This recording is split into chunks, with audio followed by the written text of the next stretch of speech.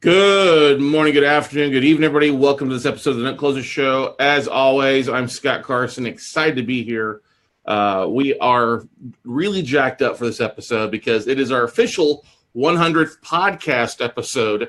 As you see there on this, if you're watching this live on Facebook Live on the screen, if you're listening to this on iTunes, Stitcher, all those great podcast platforms, first of all, thank you for listening.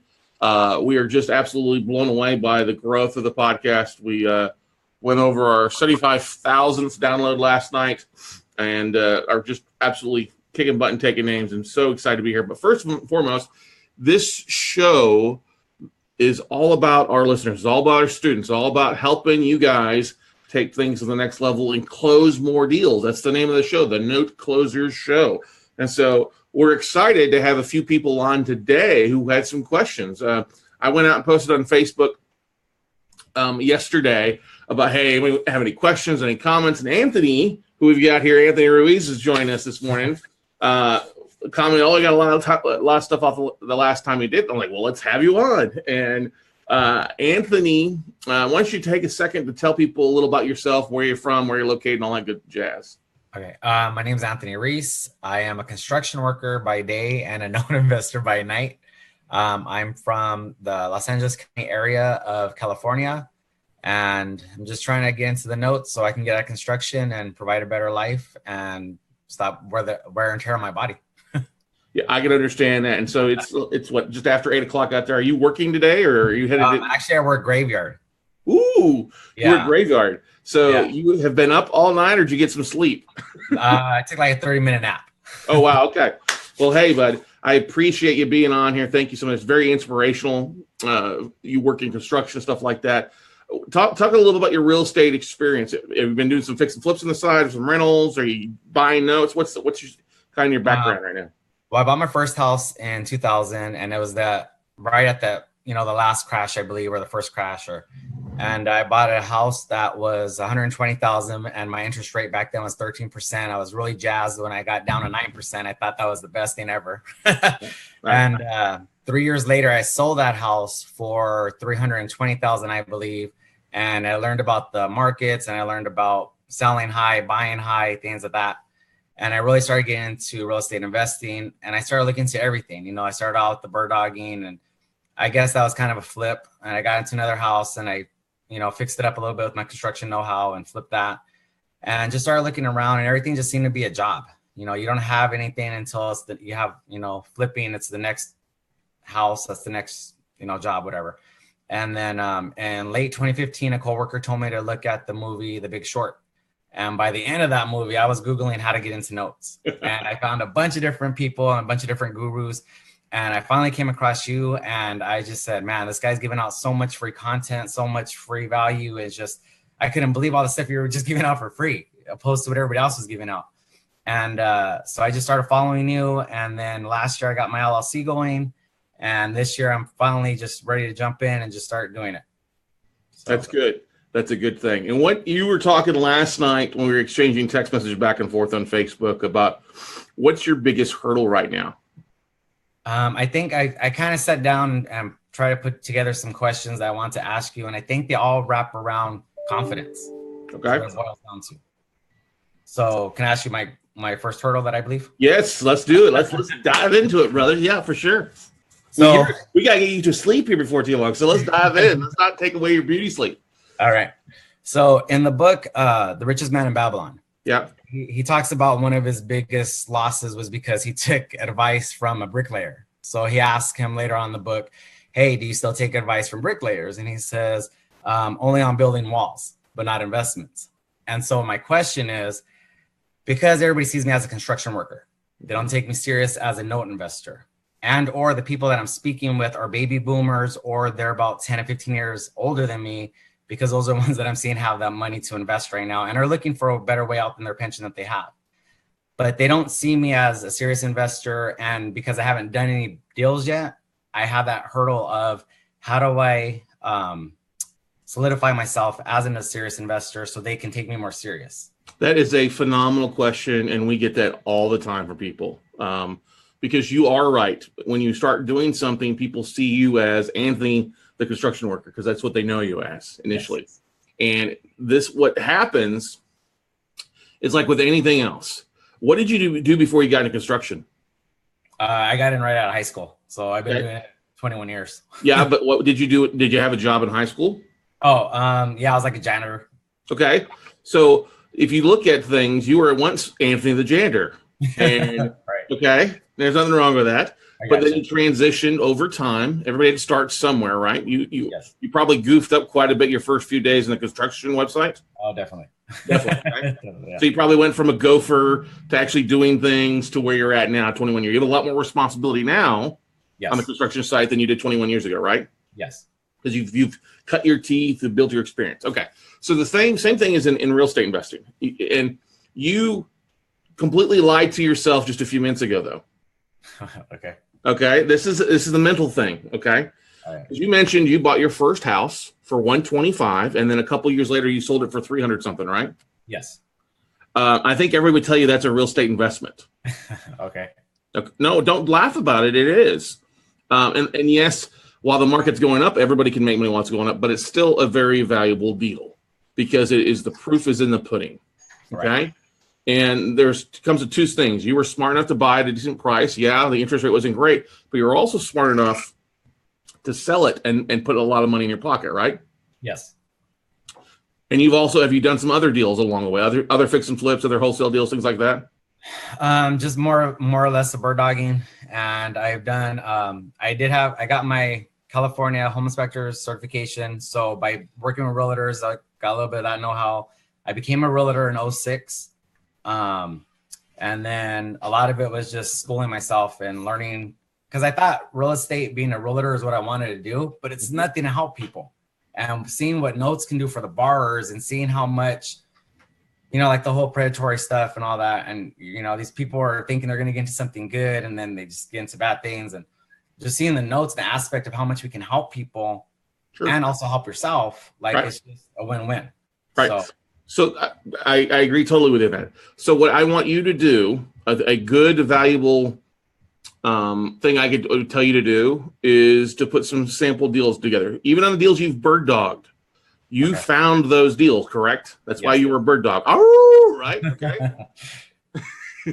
So what you want to do is put like a little portfolio of what you've done. Okay. So, how many deals have you bird dog or wholesale? Do you have a solid number on those by chance? No, I mean, I'd have to go back and look at my books and see what I have all together. Is it a few or is it like one? Or no, it's a few. Less than 10, but I say maybe around 7. That's okay.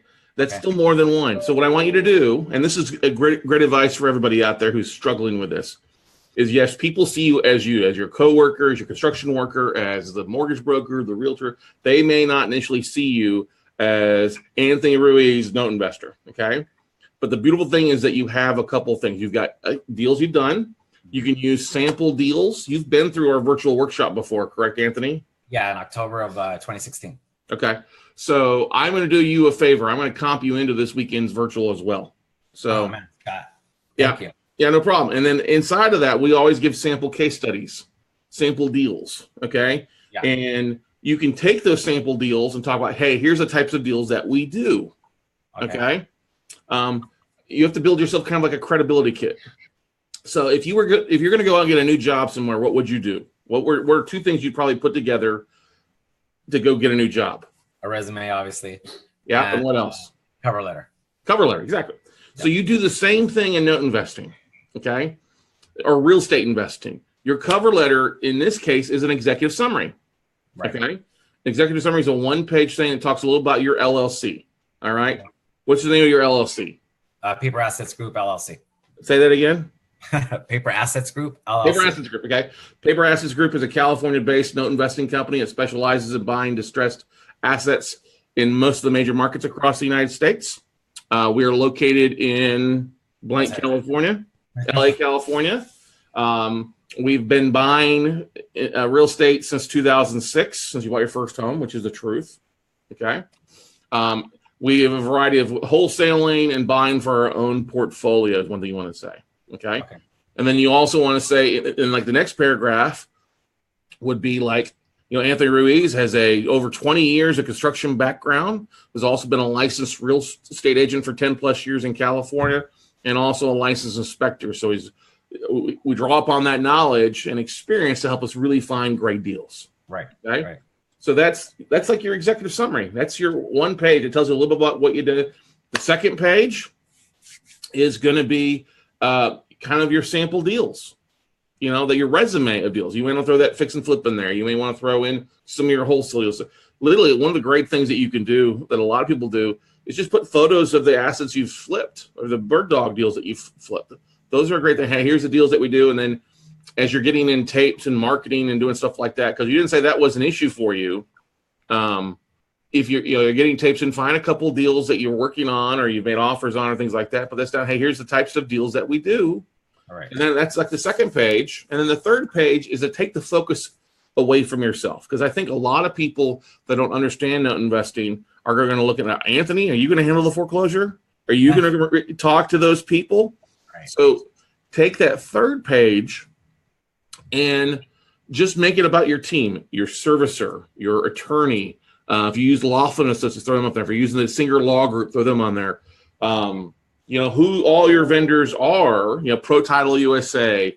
If you're using insurance, Ross Diversified, just throw them up there as your vendors. Madison Management is your servicer, Quest IRA. Make a one page. Hey, here's the vendors that we use. And then when you're talking with people, now you come across, you have a packet. Okay. All right. Hey, here's some of the types of deals that we do. Here's our vendors. No, I'm not going to do it all. Okay. We're going to be buying. Here's one thing, and you may want to write this down. For those that are listening, you may want to write this down as well, because these are always great 5 points that you want to tell your potential JV and funding partners to take it off you. Obviously, the executive summary, your sample deals, and then your team are important. But it's always good, too, to have these things ready to roll. Look and tell people this. One, first and foremost, we're buying first liens. We're only going to buy first liens. Right. Okay. And it's nothing against second liens, guys. If you're watching or listening, you're second lien investor. This is not bashing it. It's just the truth. First liens, we're in the first lien position. The only thing that's going to wipe us out is taxes. Okay. First liens only. The second thing is we're buying below 70% of value, of as is value. Okay. So if something does go wrong, boom, there's still plenty of equity for my investor to be made full on, right? Right. Okay. Third thing we're using is we are not handling everything. We're using attorneys and servicing companies to handle the borrower reach out, the foreclosures. I am not the guy to do that. Okay.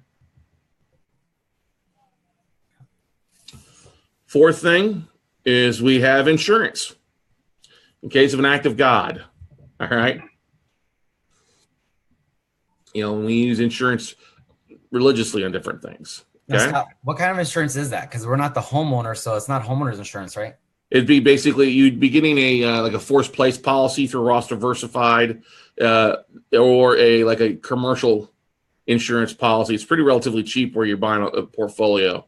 Okay. So if you're buying more than one, but it's you basically, if you didn't pay your homeowner's insurance policy, you get a nasty letter from your State Farm or a farmer's rep saying, hey, you need to provide proof, or we're going to go ahead and throw it on there and charge you 3 times the amount, basically. Okay. It's the same thing. It's a forced place insurance policy, or you can get like a blanket policy. Very easy to add and take away as you're buying assets as you get bigger. Okay.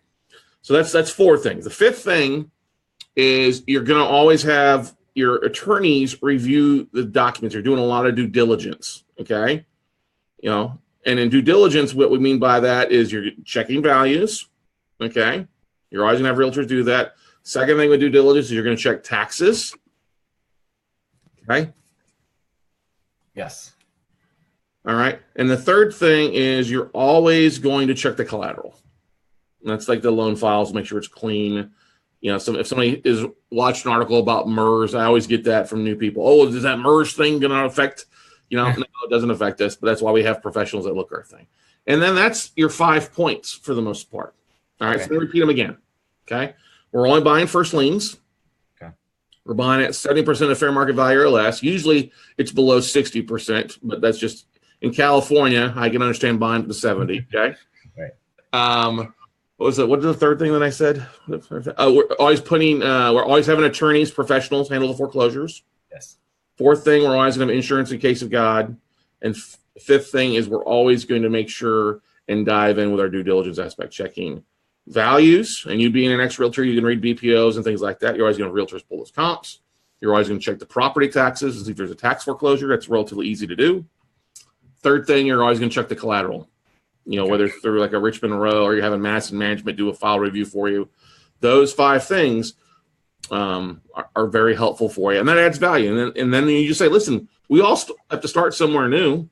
Okay. Right. One of the things that is also valuable is you may want to put in there at the bottom of like your team, like your real estate club that you go to. Okay. Like you're part of the LA County Real Estate Investors Association. That's a good thing. Or you're part of the Note Crew on Facebook. You know what I mean?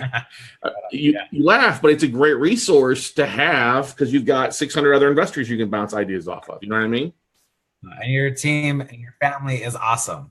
They've helped me out a lot with the questions that I've had posting. So you know what? We're all one big Note Nation. That's all I got to say.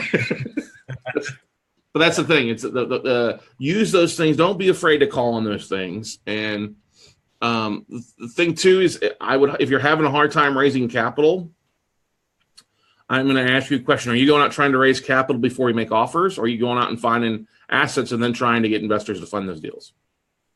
I'm trying to find the assets first, but I'm not doing my emails. And I know you're big on the emails. So I'm not doing the emails. And that's what I was telling you, that I know that I need to just dive into it and start doing it and being diligent about it. So and that's probably because of your how many days a week are you working in graveyards? I work 5 days. That makes you pretty tired on the weekend because you got family too, don't you? Yeah, we got baseball on the weekends. Baseball on the weekends. Okay. All right. Then. I need to make it a priority so that way this can become my full-time job. And so you're just not putting in the time, my friend. And that's you have your job first, family first. Obviously, I'm not saying they didn't come first, but that's why you do your job. And baseball is a fun thing. I get it, but it's probably not paying the bills, And if you aren't doing the things, and I know you've got a big heart from just talking with you and seeing from you, got a big heart and want to accomplish some big things. You've got to set that aside of time. And we're not talking spend 40 hours a week on it. I'm not saying that at all. I'm not saying cut out baseball. What I'm simply saying is carve out 10 hours a week. And it doesn't have to be calling a lot of asset managers. It could literally be you spending an hour a week writing up your emails that go out every Sunday night, because that's when most people read. Okay. That's when people are getting ready to go to their JOB and they get that, icky feeling in their gut. That makes sense? Yes. Because you've gotten it before. Like, oh, I got to go. For you, it's like, oh, I got to go or late. But that's what I'm saying. Just start sending those emails out once a month, going on LinkedIn, posting. And that's the beautiful thing about taking your sample deals that you've done. Those become great marketing pieces to post on the Facebooks, on the Instagrams, on the LinkedIns, on Twitter, to start getting people to start thinking differently of you. Okay. You could also take your case studies and throw those on Bigger Pockets as a quick little blog too. The beautiful thing is you're in an area where there's a lot of private money. I mean, there's a lot of people out there that can't buy a house, but they've got money sitting on the sidelines because it's just so expensive out there. You know what I mean? Exactly. Yeah. And so I would highly recommend how often a month are you going to a real estate investment club? Well, that's the other thing. Because I'm working for a hospital. I don't want to say the hospital, but I'm working for a hospital. We can only get into certain areas when the patients or surgery is not going on. So I'm kind of on call where it's graveyard, swing, or days. And most of the RIA meetings that I've been looking into are Orange County or LA, and they're like at 10 or 11 in the afternoon. So, and if they're late in the evening and I have to drive back. So I'm trying to figure out, that was going to be a question I had. Would it benefit me to start my own? No. Thank you. No, it would not benefit you at all because you're not doing the things you need to be doing. Okay. And that becomes another job. All right. So let's look at something here really fast. What do you say? Let's look at something real fast here. Let me pull up something and let's do this. Actually, let's do this. I'm going to pull up. What's my email? We don't want my email. although it's a nice email from Sharon Lecter this morning. That's always a good thing. I'm excited. Sharon Lecter is going to be the keynote speaker at Note Camp 5.0. Nice.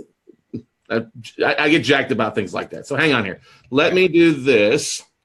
I'm going to go to meetup.com, and this is a really easy tool for those of you guys that are out there looking for investment clubs in your area or something close to you.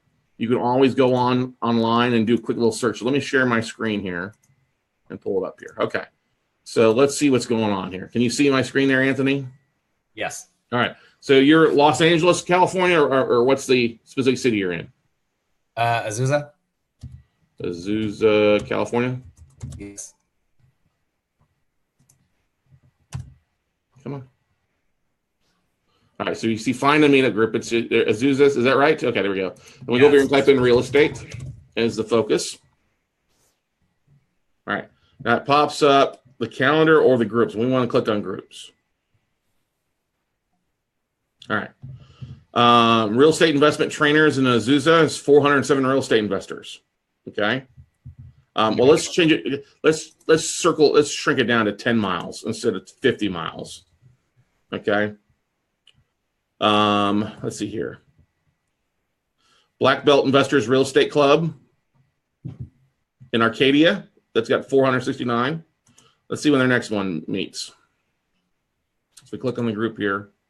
And I'm not advocating any specific group, so I don't know. This is by Sensei Gilliand. I think I'm connected with them online.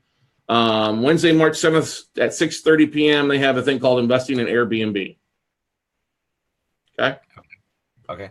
So I would be looking to go to that one. I would join it. It's free to join online and then go buy and check it out because he does a variety of things. So if we look at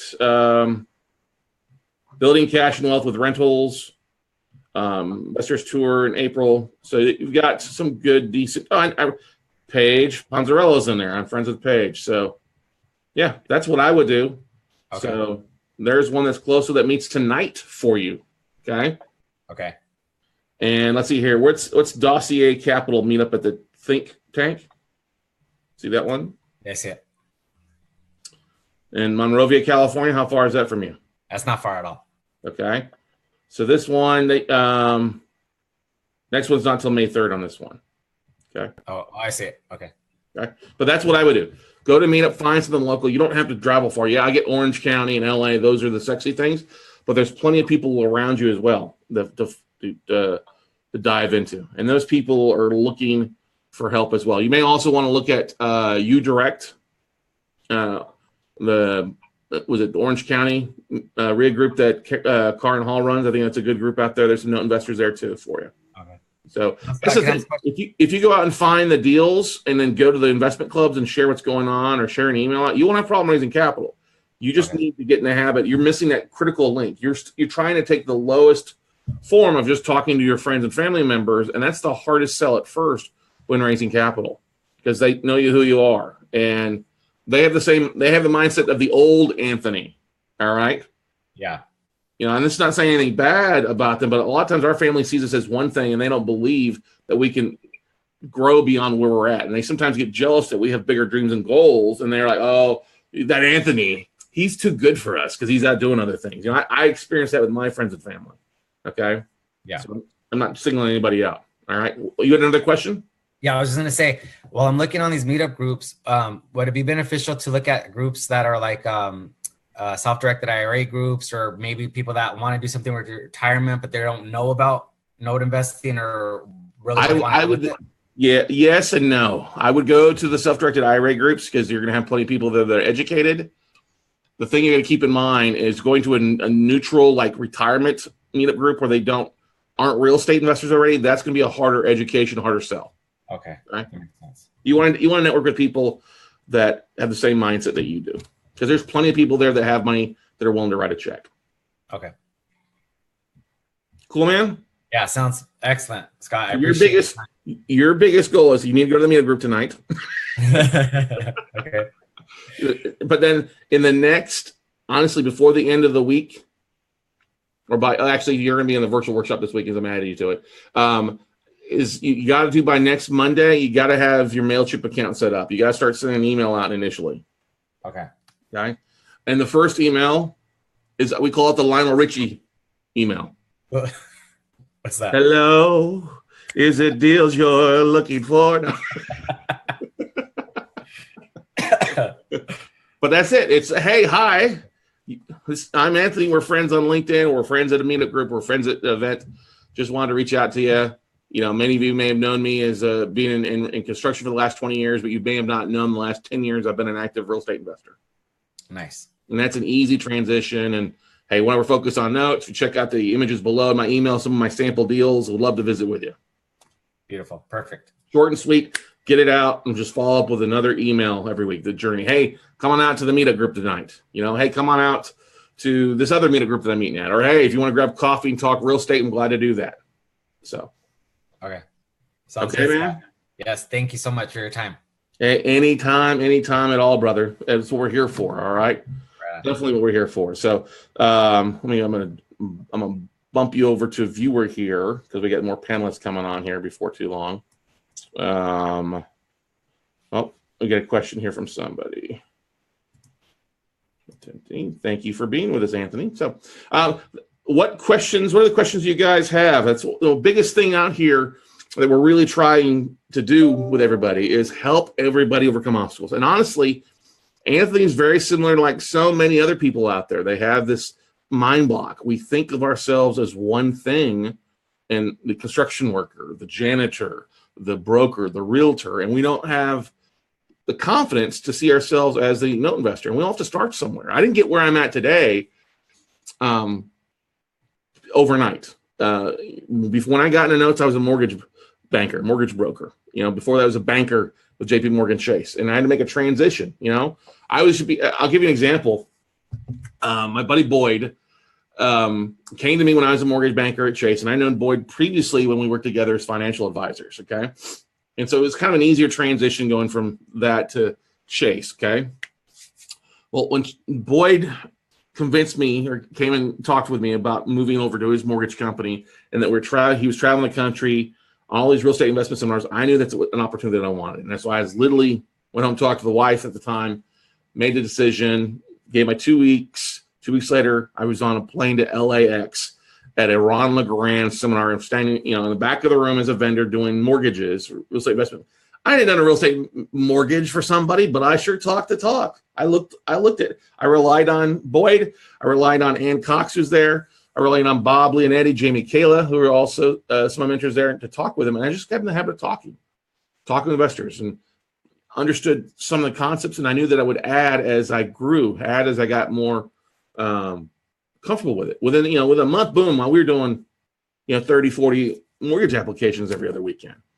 And I was able to take in what I listened to and what I heard and start doing little things on the side. But I had to, one of the biggest things that I have is a goal of when I learn something new, I try to implement it within 24 to 72 hours. What's killing me right now is I haven't implemented a few of the ideas yet that I learned just this last week in San Diego, just because I've got things going on, but they're on my list. I'm like, okay, I got to get that implemented. I got to spend some time on that today. And that's the biggest goal. I got to get this out. I got to get it out. And then I got to put it on my calendar.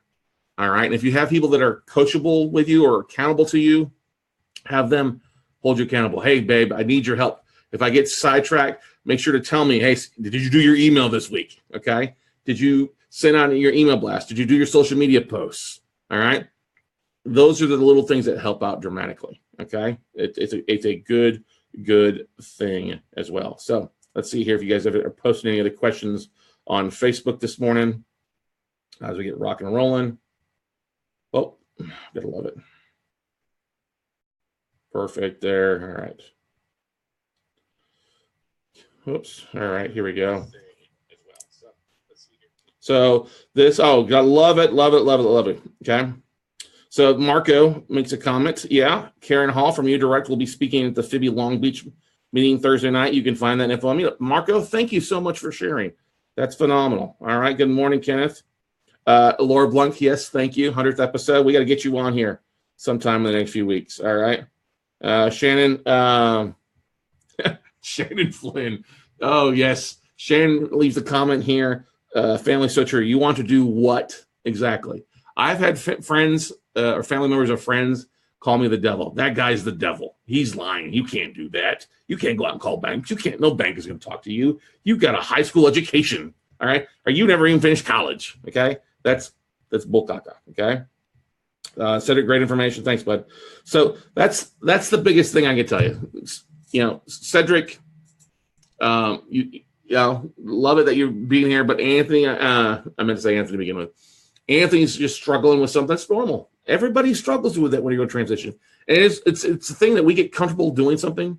20 years, my gosh, of course you're going to be comfortable in construction because that's what you've done for years. It's been a career for you. All right. You're figuring out this other career on the side, but if you really want to be focused on it, that's where you want to go. Your why is going to be stronger than what your comfort level is. And I know many of us struggle with that. God knows I struggle with it. And so I guarantee everybody struggles with it. Okay. Your why is going to be stronger than your comfort level. And the only way you grow individually is to get outside of your comfort level. Steph and I were having a conversation a couple of weeks ago. She was asking me, what scares you? Death? I'm like, no, death does not scare me. The only thing I'm scared of, I don't like is snakes. Okay. But then I don't care because I can still take a knife and cut them up. I hate snakes and it's just, yeah. But I'm not scared of anything. And I've built that fearless attitude over time because I'm realized I've been knocked down. I've been at the bottom. I crawled my way up, okay, from not having anything. And once you've gone through that, you're not really scared of anything. I know if something happened, the market crashed tomorrow, I would be okay. I would find a way to make something work. I would find a way to make money to pay my bills and stuff like that. Because of the fact is, if you go to doing the nuggets that we talked about with Anthony, and those nuggets, networking, getting out networking with people outside of your circle, 2, marketing online with your email blast and things like that. Those are putting tools in place that will help you no matter what you do. Now, yes, I know it's a little different tool than being on the construction side and things like that. I get it. Okay, but a Caterpillar, you're going to find with construction, the tools that you use on a regular basis, shovels, rakes, hard hats, those are all tools you use on a regular basis. You have to start developing some of those other tools on the side, the social media, the networks, the meetup groups, your sample deal, your executive summary, your credibility package is what I was looking for as a word to say for that later. Okay. Laura Blanc says, in my family, I'm, that Laura, what's she doing now? But after 30 years, they call me with the real estate questions. Amen to that. Good stuff, Laura. Julianne Ferraro asked, Scott, for a new person, what benefits to your membership are there? Is it better to wait till you get more going? Now, that's a good question. We've got our, I can say that now. I'll say it live here because by the time this is up on iTunes, the initial session will be done. But we have a kind of a really cool new thing we're doing as a monthly membership site with our students. It's a little bit different. We have people that come to our workshops and they want help, but they don't necessarily want to jump into our fast track and mastermind. And that's fine. It totally is. We understand our mastermind and fast track training. That's a bit of an investment. I get it. So what we've got something here is to help people a little bit more along the way in between our normal workshops to our mastermind. And it's a monthly membership. Right now, it's $97 a month for a beta. Until we hit 100 people in our membership, it's going to stick at 97. Once we hit over 100, we're bumping the price up. But what's included with that is some really pretty cool stuff. We got some great vendor discounts from some of our vendors and bonuses. We've got some discounts to events like Paper Source and others, REI Expos, Think Realty. Some of these companies are willing to give our members discounts because they know that they're doers, okay? Pro Title USA, Quest, Laughlin, they're all giving special discounts to our members. So it's a way that, because we get bombarded with a lot of things that we would use or things that we don't use but others would use, that we want to pass that on to our members. Along with that, we'll be doing a little extra training each month. At least usually twice a month, we'll do a special training for our members only. Our members only will only be getting the replays, the video replays to our Note Night in Americas going forward. Yes, everybody can still watch them live, but the minute we 24 hours after we do it, we'll be putting the video replays into our member area so they can watch those exclusively. along with some other stuff. We've got some other really cool stuff that we're adding as well. Some books, some monthly swags. We'll be sending stuff out on a monthly basis to our members to help it out. So $97 a month, you're going to obviously make that back exponentially over the initial cost, especially if you're in the beta version. And it will probably bump it to 147, 197 eventually at one point as we try to transition. But we want to offer up 100 initial spots, the 97 a month, as long as you're in good standing, stays that way. It's never going to go up for you. You do have the right, if you want to, after 3-4 months, like, oh, that's not working for me, to cancel. That's not a problem. It's my big thing to help you guys grow. So that's what's involved with our WCN membership. And, there are some things you'll get as well. They get a little bit earlier access to some tapes. You won't get them as fast or as soon as our mastermind members do. And no, I'm not going to give you a list of asset managers and things like that our mastermind has. But we'll still, hey, here's some deals, here's some stuff like that. You'll get some earlier access than our general public. Okay? Hopefully that answers your question, Julianne Caulfield Ferraro. It's going to be well worth the price of admission. And trust me, membership has its privileges. Okay? What other questions do you guys have out there? Guys, if you're looking for real estate clubs, you don't know what to do, jump on meetup.com. There's a whole variety of them that are taking place. Okay? We got another question here. I got a little question, so let me do this. Somebody just texted me. All right.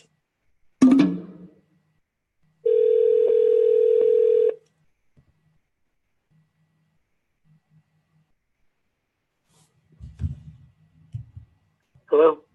Hey, is this Ken? Yes. Hey, Ken, Scott Carson. You're on live with the Note Closer Show podcast.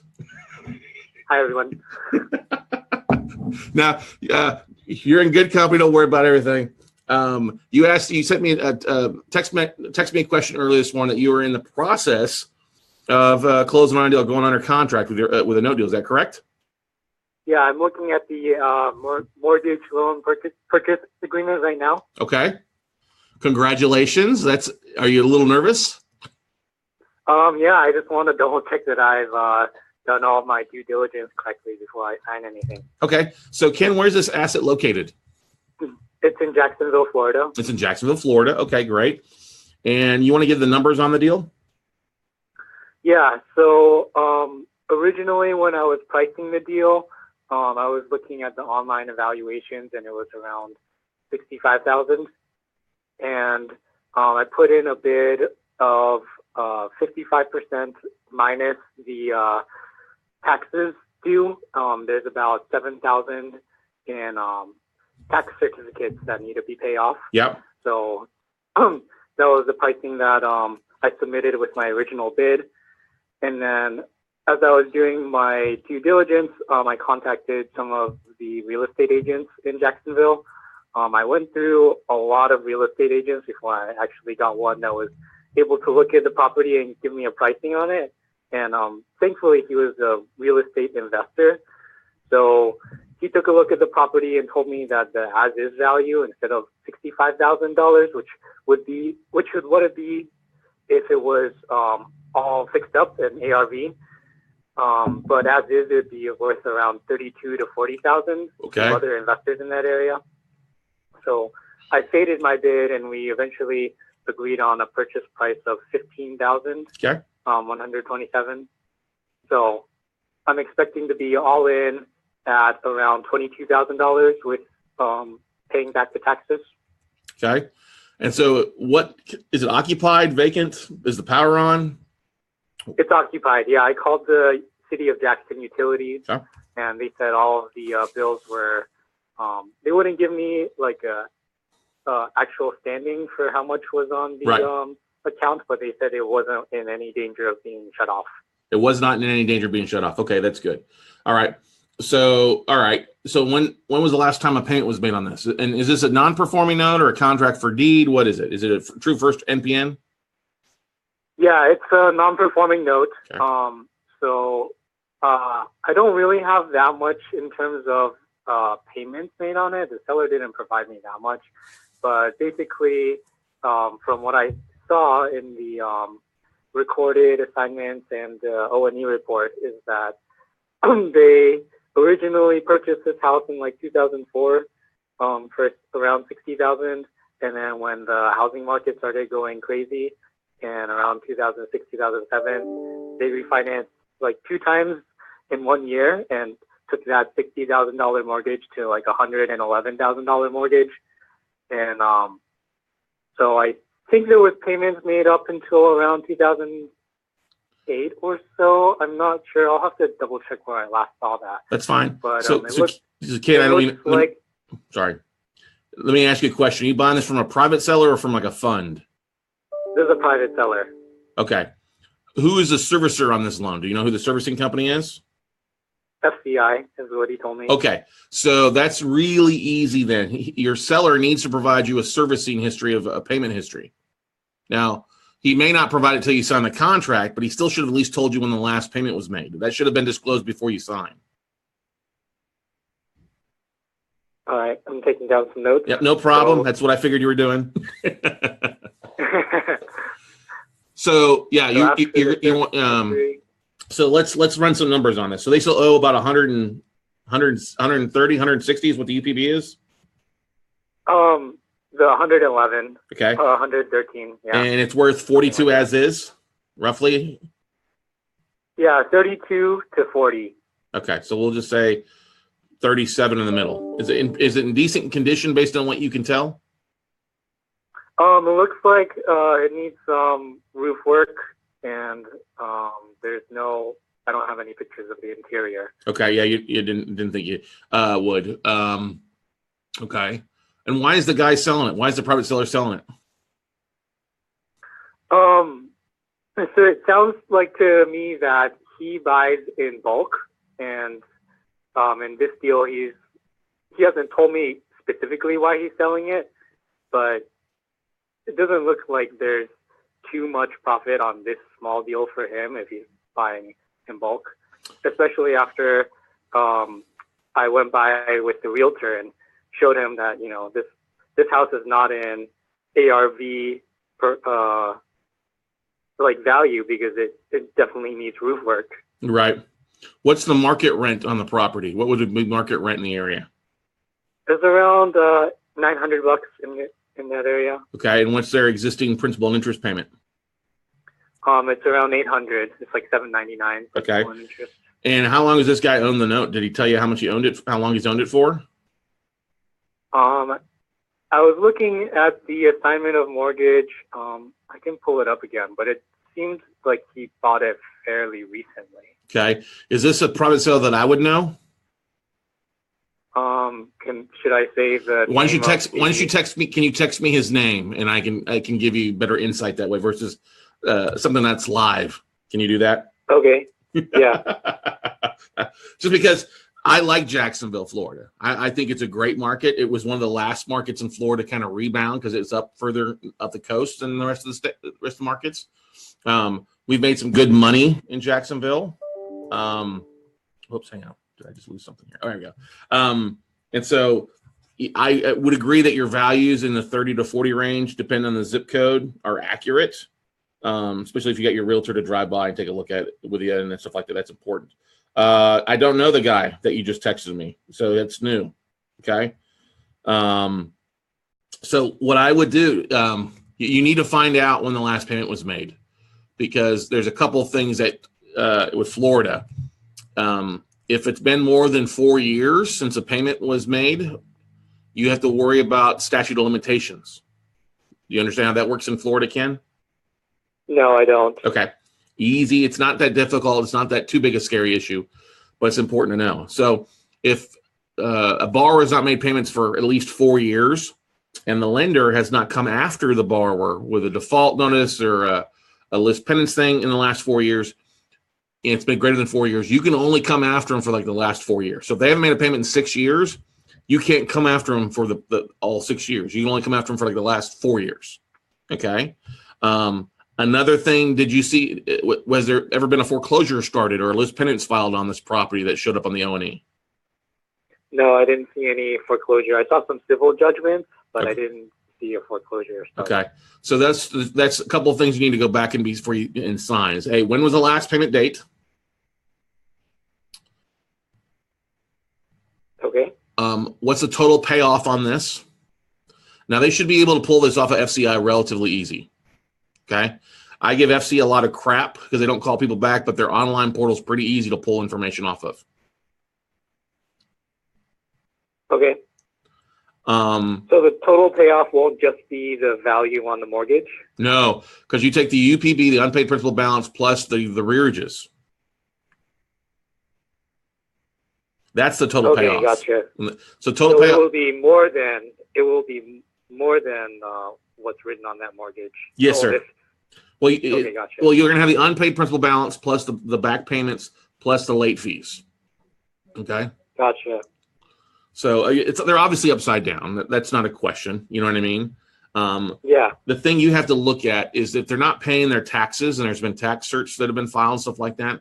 It's probably not a good idea of a modification. Now, one thing I haven't asked you yet is what's your goal with this deal? Was it try to get it reperforming, or take the property back, or just to pop your cherry and get a deal or two done? Yeah. So from what I was looking, it didn't seem like they would be getting it reperforming, because who would be paying $111,000 mortgage on a $60,000 property when it's all fixed up? So I was thinking more of a deed in lieu or a cash for keys, worst case foreclosure, and then taking that and then selling it either to an investor in the local area or asking my funding source if we want to put some money into it, fix it up, and get it as a rental in that area. So let's talk about those numbers. And we still got some time here. So you said the market rent rate is less than what their mortgage payment is, right? No, the market rent rate is $900, and their mortgage principal and interest was $800. Yeah. So that's great. But if you add taxes owed and monthly taxes, their payment should be higher than market rent, right? They're right around there. The thing, you never assume that somebody doesn't want to stay in a house, because I guarantee they've been looking at what market rents are in the area. And if they can stay and start paying their mortgage payment on time, and it saves the money versus rent and moving and deposits, oftentimes they'll stay. Okay.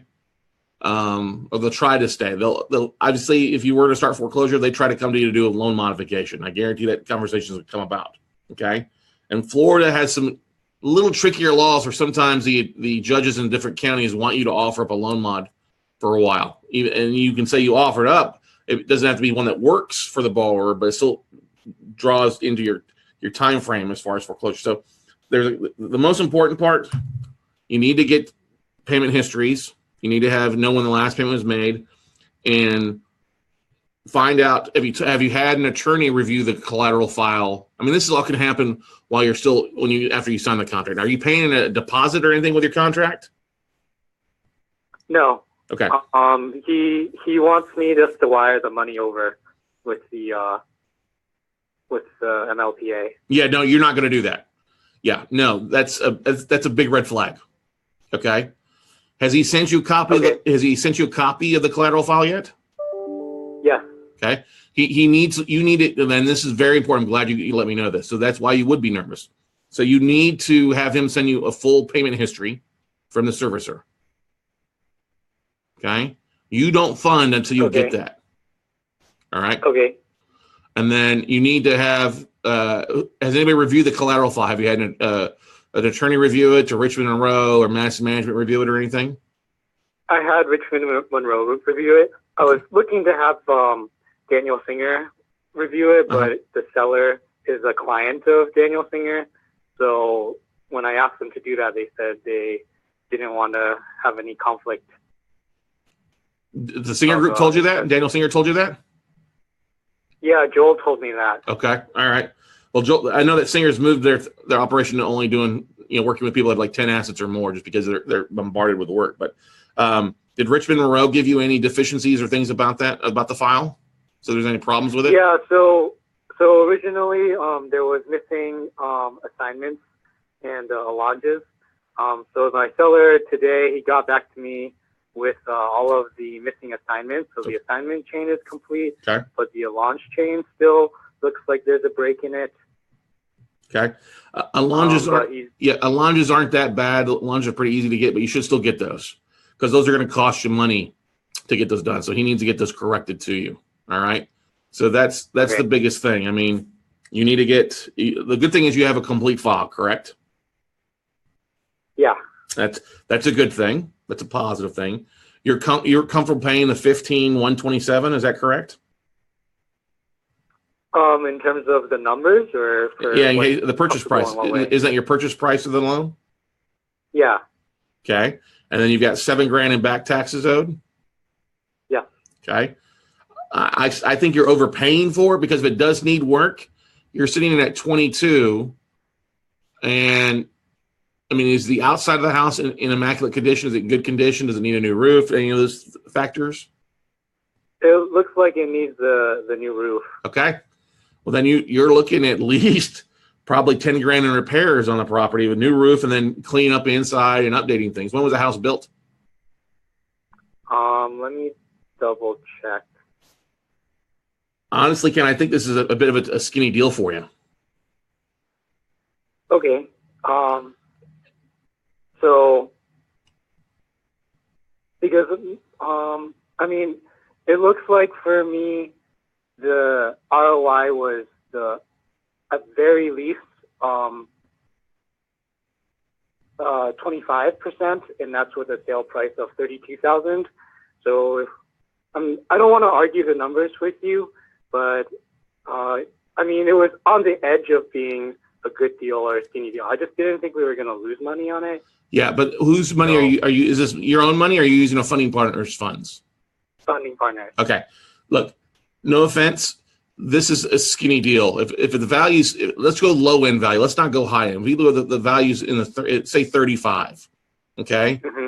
And you're into it at 22 with your $15,000 purchase price plus 7 in back taxes. You're paying at something at 67% right now. That's a no-go. Okay. That's a no-go. That is not a good deal to be in. And then you haven't even considered it if you have to foreclose, if you've got to do some repairs. Yeah, you may get some value on it, a bump in value, but then even then you're in the 40s. That's still, and it takes you a year to foreclose in Florida.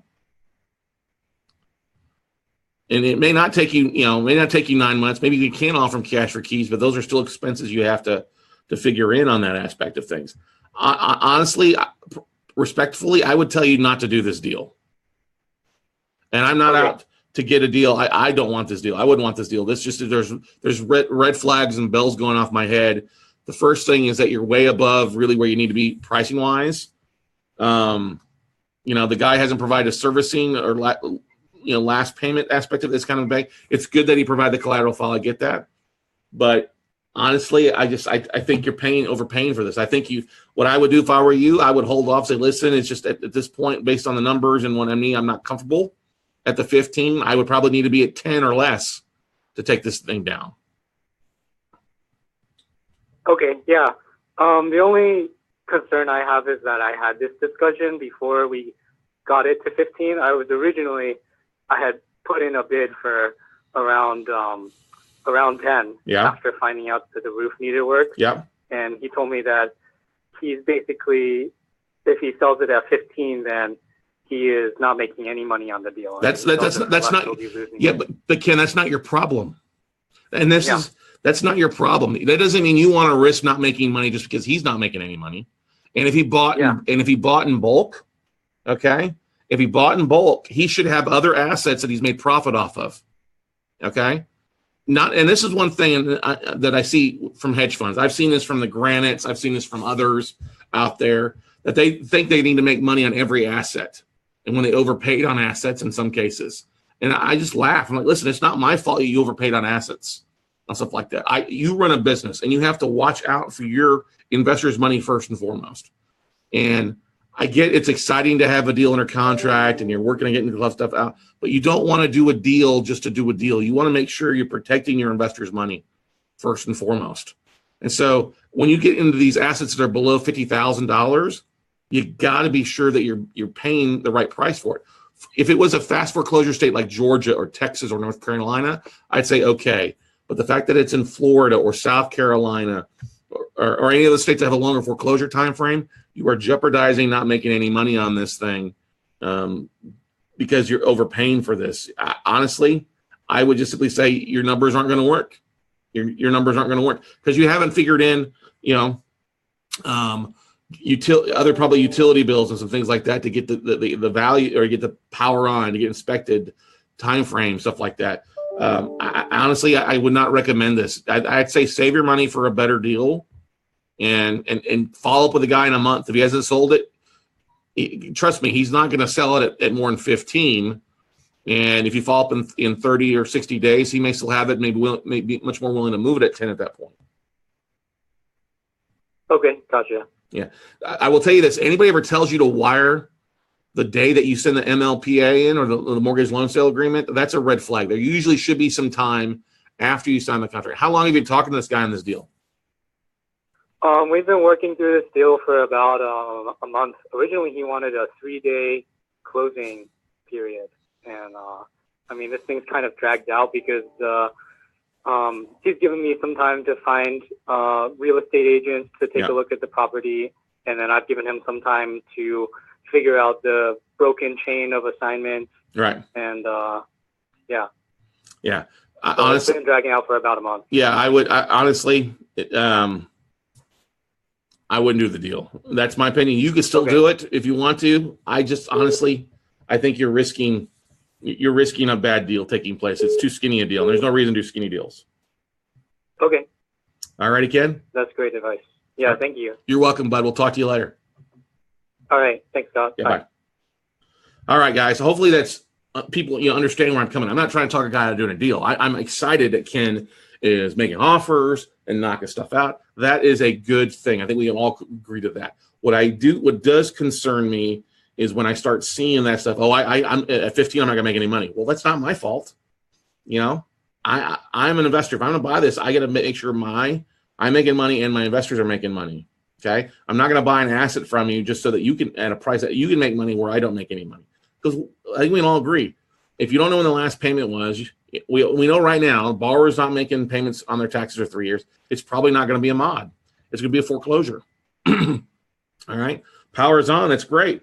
But you have to be careful there if you get in a longer foreclosure or longer rehab. And knowing that it already needs some work, new roof and stuff like that, that can really blow your whole kit and caboodle out. And you don't want to do that. So, guys, that's going to wrap it up for this episode, for the 100th episode. Hopefully it was helpful. I want to thank Ken for sharing. I want to thank Anthony for sharing. I want to thank all you guys out there, Marco, Kenneth, Laura, Shannon, Cedric, Julianne, and then Jeff for all watching and sharing as well. So thank you so much, guys. Thank you for listening. Thank you for watching. As always, it's always great to have you guys involved because that's what the show is all about. It's not about me. It's all about what we can provide, what my guests can help provide to you guys out there to help you take your business to the next level. So until we meet again, everybody go out and have a great day, and we'll see you all at the top, everybody. Bye.